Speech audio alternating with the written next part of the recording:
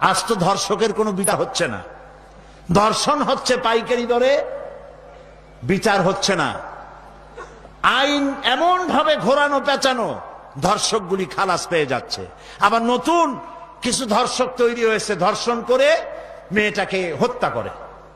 আযানিয়াতু ওয়াজ্জানি ফাজলিদু কুল্লা ওয়াহিদিন মিনহুমা মিআতা জালদা।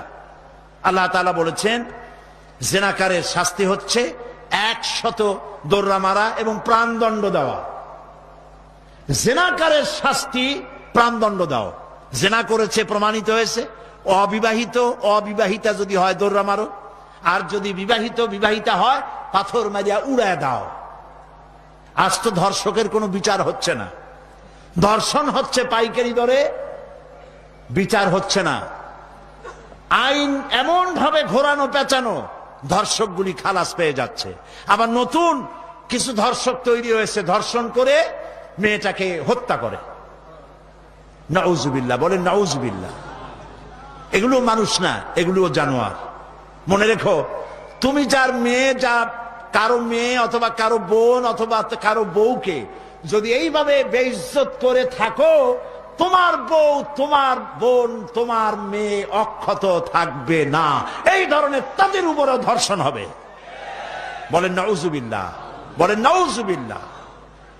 অশ্লীলতার প্রচার প্রসার যত বেশি হবে, জেনা ব্যভিচার তত বেশি হবে, ঠিক কিনা?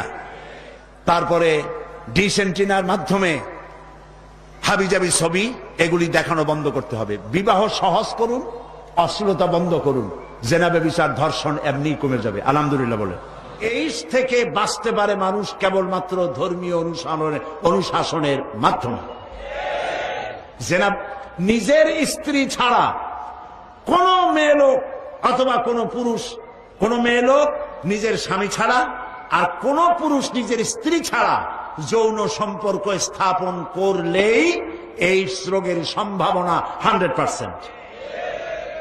এটা আগে যত এইডস এর সাইনবোর্ড ছিল সেগুলিতে লেখা ছিল ধর্মীয় অনুশাসন মানলেই এইডস বন্ধ হয়।